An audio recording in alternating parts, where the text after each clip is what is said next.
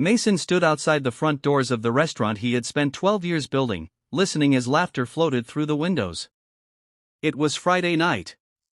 Every table was full. The smell of grilled steaks and fresh bread filled the air.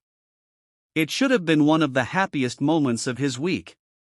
Instead, he watched a young hostess glance at his worn jeans, faded hoodie, and old work boots before giving him a quick smile that never reached her eyes. "I'm sorry," she said. "We're fully booked tonight." Mason looked past her. He could clearly see several empty tables waiting to be cleaned. "Are you sure?" he asked politely. She folded her arms. "Those are reserved." Just then, a well-dressed couple walked in behind him. Without checking anything, the hostess smiled brightly. "Right this way." She grabbed 2 menus and led them straight to one of the reserved tables. Mason quietly stepped aside and watched them sit down. Nobody recognized him. Before we begin, tell us where you're watching from in the comments. If you enjoy emotional stories about kindness, justice, family, and unforgettable life lessons, don't forget to like, subscribe, and share this video. Mason Carter wasn't just another customer. He was the owner. Not many people knew that because he never liked showing off. Years earlier, he had started as a dishwasher in a tiny diner after becoming a single father to his 4-year-old daughter, Lily. Money was always tight. Every dollar mattered. When Lily fell asleep each night, Mason would sketch restaurant ideas on old napkins while sitting at the kitchen table. His dream wasn't simply to own a business. He wanted a place where everyone felt welcome. No matter how they looked. No matter how much money they had. That dream slowly became Carter's Table, one of the city's most popular restaurants. As the business grew, Mason stayed behind the scenes. He hired experienced managers and trusted them to protect the values that had made the restaurant successful. Apparently, something had changed. Mason walked outside without arguing. Across the street, he sat on a bench where he could see customers entering.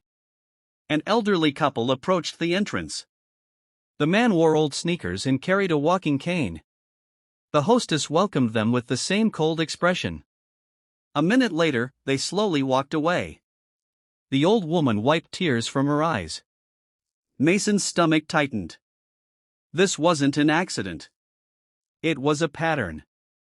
He pulled out his phone and called his daughter. 22-year-old Lily answered immediately. "Dad? Everything okay? I think we have a problem." "What happened?" "They turned me away." Silence. "They did what?" "They judged me before they knew who I was." Lily sighed. "I've been hearing small complaints online for weeks. I thought they were isolated." "They weren't. I'll be there." 20 minutes later, Lily arrived. Unlike Mason, she dressed in business clothes because she handled much of the company's marketing. She looked through the restaurant window. "I don't like this." "Neither do I." Instead of walking in together, they made a plan. Lily entered alone. No one knew she was Mason's daughter. She wore simple jeans and tied her hair into a ponytail. The hostess looked her up and down. "We're fully booked." Lily pointed toward an empty booth. "What about that one?" "It's reserved." A few seconds later, 2 women wearing expensive designer handbags walked through the doors. The hostess smiled. "We've been expecting you." She seated them at the exact booth Lily had requested. Lily walked back outside. "You saw that?" Mason nodded. Every second. He wasn't angry anymore. He was disappointed. The restaurant wasn't failing because of food. It was failing because it had forgotten its heart. Mason and Lily entered together through the employee entrance. Inside the office, they reviewed security footage from previous weeks. The videos showed staff laughing about customers' clothes. Servers competed for wealthy-looking guests because they expected bigger tips. Several families had been turned away even when tables were available. The general manager, Derek, walked into the office without knocking. "What are you doing here?" Then he froze. His face turned pale. Mr. Carter. Mason stood slowly. I asked the same question 20 minutes ago. Derek swallowed hard. I can explain. I hope so. Derek tried smiling. Our image has changed. What does that mean? We're attracting higher-end customers now. So? We have to maintain a certain atmosphere. Mason stared at him. By rejecting ordinary people? It's just business. No. Mason's voice stayed calm. Business built this restaurant. He pointed toward the dining room. People built this restaurant. Derek shifted uncomfortably. They spend more money. Mason leaned forward. My mother cleaned hotel rooms. My father fixed broken roofs. I washed dishes. My daughter grew up eating peanut butter sandwiches because that was all I could afford. His eyes filled with emotion. If someone had judged us by our clothes back then, we never would have had a chance. The office became silent. One by one, supervisors gathered outside the doorway. Word spread quickly. The owner was here. Mason looked at every employee. I want everyone in the dining room. Within minutes, cooks, servers, hosts, bartenders, bussers, and managers stood together. Customers watched curiously. Mason stepped onto the small stage where local musicians usually performed on weekends. He picked up the microphone. My name is Mason Carter. Some customers gasped. Many had never seen him before. I opened this restaurant because I believed every person deserves kindness. He looked toward the hostess. Tonight, I was denied a table in my own restaurant. Whispers filled the room. I watched an elderly couple turned away. I watched my daughter treated the same way. He paused. If our doors only open for people who look rich, then these are not my doors anymore. Several employees lowered their heads. Some began crying. Others looked shocked. Derek crossed his arms. This is being blown out of proportion. Mason looked directly at him. No. He reached into his jacket and removed several envelopes. Every manager who encouraged this culture is terminated effective immediately. He handed Derek the first envelope. Then came two assistant managers. The head hostess. The floor supervisor. Finally, he looked across the room. I also reviewed security footage. Several servers exchanged nervous glances. Any employee who mocked, insulted, or discriminated against guests has also been terminated. The room fell completely silent. Nearly half the front of house staff stood frozen. One young waiter stepped forward. I knew it was wrong. Why didn't you stop it? Mason asked. The young man looked down. I was afraid I'd lose my job. Mason nodded sadly. Sometimes doing the right thing costs something. Another waitress burst into tears. I only went alone because everyone else did. Mason spoke gently.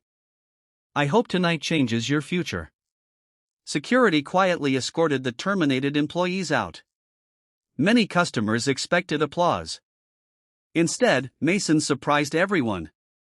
He walked outside. Across the street sat the elderly couple who had been rejected earlier. They were sharing a hamburger from a fast food restaurant. Mason crossed the street. I'm sorry. The old man looked confused. For what? My restaurant forgot what it stands for. He invited them back. This time, Mason personally held the door open. Every customer inside stood and clapped. The elderly woman began crying. You don't have to do this. Yes, Mason smiled. I do. He led them to the best table in the house. Then he walked into the kitchen. Putting on an apron, he cooked their meals himself. As steaks sizzled on the grill, memories flooded back. His first shift. His first paycheck. The nights Lily slept on 2 chairs while he worked double shifts. Every sacrifice had been for this dream. Not for money. For people. When the meals were ready, Mason carried them himself. "No charge," he said. The elderly man reached for his wallet anyway. Mason gently pushed his hand back. "You've already paid." "How?" "You reminded me why I started." The story spread across social media that same night. Customers shared videos of Mason's speech. Former employees from years earlier described how kind he had always been. Within days, applications poured in from people who believed in the restaurant's mission. But Mason didn't stop there.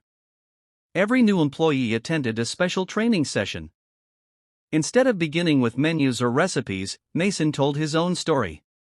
He showed them an old photograph of himself wearing torn clothes while holding little Lily outside a tiny apartment. "I looked poor," he would say. "But I was rich in dreams." He reminded them that every guest carried an invisible story. Someone celebrating. Someone grieving. Someone spending their last dollars on a special meal. No uniform or expensive suit could reveal what was truly inside a person's heart. Months later, Carter's Table received a national award not just for excellent food, but for outstanding customer care. The plaque hung beside the entrance. Under it was a simple message written by Mason himself. "Everyone has a seat at our table." Visitors often stopped to read it. Many smiled. Some wiped away tears. And every employee understood those weren't just words. They were a promise. Life has a way of testing what we truly believe. It's easy to treat people kindly when they can give us something in return. True character is shown when we choose to respect every person, no matter how they look, where they come from, or what they can afford. Kindness costs nothing, but it can change someone's entire life. If this story touched your heart, let us know in the comments what lesson you learned. Tell us where you're watching from, and don't forget to like, subscribe, and share. We'll see you in the next story.